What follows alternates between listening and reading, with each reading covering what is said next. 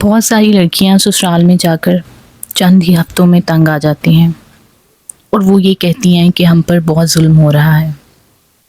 انہیں ہر چیز ظلم لگ رہی ہوتی ہے، اور یہ موسٹلی انہی بچیوں کے ساتھ ہوتا ہے کہ جنہوں نے رشتوں کی شروعات کرنے سے پہلے، یعنی کہ شادی کرنے سے پہلے پری میرج کاؤنسلنگ نہیں لی ہوتی. اور اس کا ہرگز یہ مطلب نہیں کہ آپ ضرور کسی ادارے میں جا کر یا کسی اسکول میں جا کر ہی یہ کاؤنسلنگ لیں. آپ کی اپنی ماں، آپ کا بھائی، ایون آپ کی بڑی بہن یا کوئی قریبی دوست یا کزن بھی ہو سکتی ہے جو کہ آپ کی کاؤنسلر ہو سکتی ہے، جو آپ کو ایک اچھا مشورہ دیتی ہو.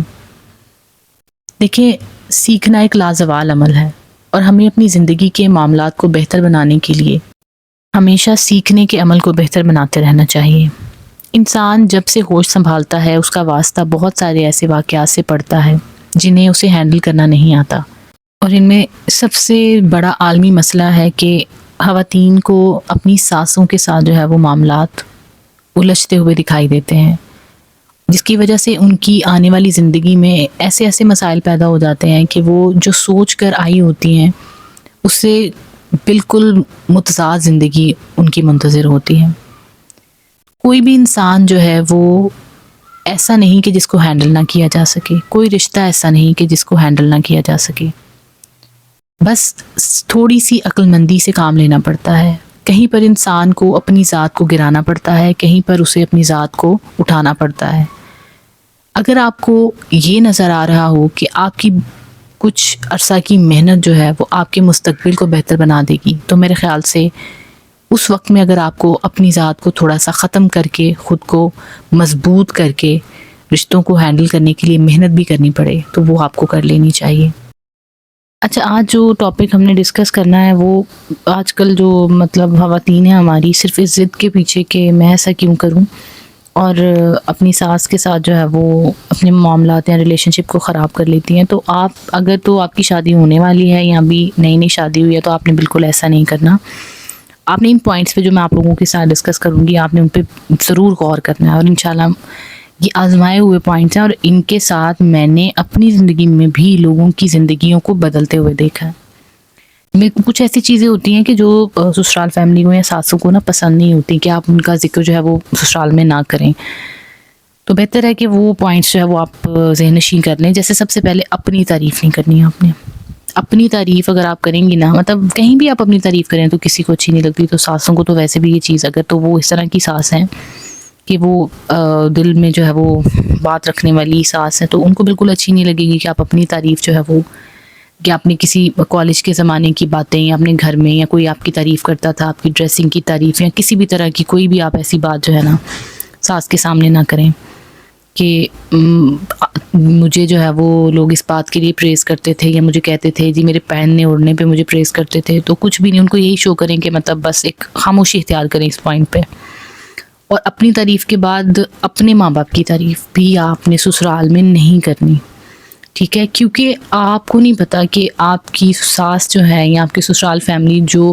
آپ کی اور آپ کے جو گھر والے ہوتے ہیں نا میکے والی سائڈ کے، ان کے درمیان ایک کمپٹیشن سا بن جاتا ہے. تو اگر آپ ان کی تعریف کریں گے کچھ معاملات میں، وہ چیز آپ کو یہاں پر نظر نہیں آئے گی، تو وہ بڑا نا ان کو بڑا کھچاؤ سا ہوگا اس چیز کا کہ مطلب یہ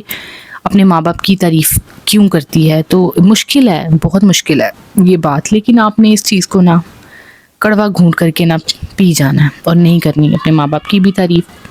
اور تیسرا پوائنٹ جو آپ نے ذہن میں رکھنا ہے وہ آپ نے یہ بات اپنے ذہن نشین کر لیں کہ آپ ساس کے ساتھ نہ کوئی مقابلہ یا لڑائی کرنے کے لیے اس گھر میں نہیں گئیں. آپ نے ساس کا مقابلہ نہیں کرنا، کوئی مطلب یہ نہیں سوچنا کہ بھی وہ کوئی بات کریے تو آپ نے اس کے اوپر ضروری پورا اترنا ہے اور جواب دینا ہے اور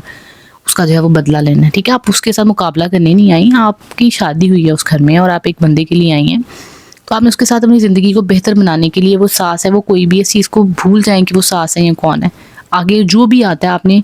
اپنے ریلیشن کو دیکھنا ہے اور اس کو بہتر بنانے کے لیے جہاں پر آپ کو محنت کرنی پڑتی ہے آپ نے وہاں کرنا ہے. اور کوشش کریں کہ ایک پوائنٹ جو بڑا کامن مطلب میرے خیال سے یہ امپلیمنٹ کریں گی نا اگر آپ، تو آپ کی ساس جو ہے نا وہ انسیکیور نہیں ہوگی آپ سے. آپ نے نا اپنے شوہر کی شکایت کرنی ہے. شوہر کی شکایت اس سینس میں کرنی ہے کہ جی وہ آپ کو ٹائم نہیں دیتے، امی دیکھیں وہ مطلب ان کو اس چیز کا احساس نہیں ہے تو آپ ان کو سمجھائیں کہ وہ مجھے ٹائم دیا کریں، وہ مجھے سمجھتے نہیں ہیں، اور کوشش یہ کرنی ہے کہ ان کو یہ کہیں کہ میری نا وہ سمجھ میں نہیں آ رہے، مجھے ان کی سمجھ نہیں آتی، مجھے سمجھ میں نہیں آتا میں ان کو کیسے خوش کروں، وہ میرے سے خوش ہی نہیں ہوتے۔ جہاں آپ یہ کہہ دیں گی نا اپنی ساس کو کہ بھئی ان کا بیٹا جو ہے نا، اس کو سمجھ آئے گی کہ بھئی میرا بیٹا اس کے قابو میں نہیں آیا، وہ اس کو جو ہے وہ ٹائم نہیں دے رہا،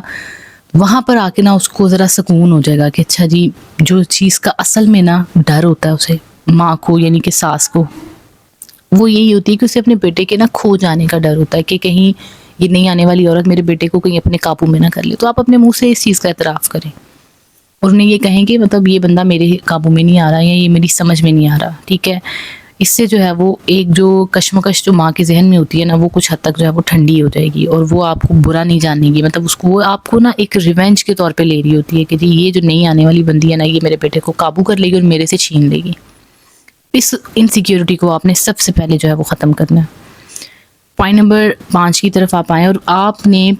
اس بات کو مان لیں، مطلب بے شک یہ سچ نہیں ہے، حقیقت نہیں ہے، لیکن آپ اس بات کو مان لیں کہ آپ کو پہننے اوڑھنے کا نہیں پتہ، آپ کو کسی چیز کا نہیں پتہ، آپ نے بس جا کے اپنی ساس سے اس بارے میں پوچھنا ہے کہ امی مجھے بتائیں میں کیا پہنوں، امی مجھے بتائیں میں کیا کروں۔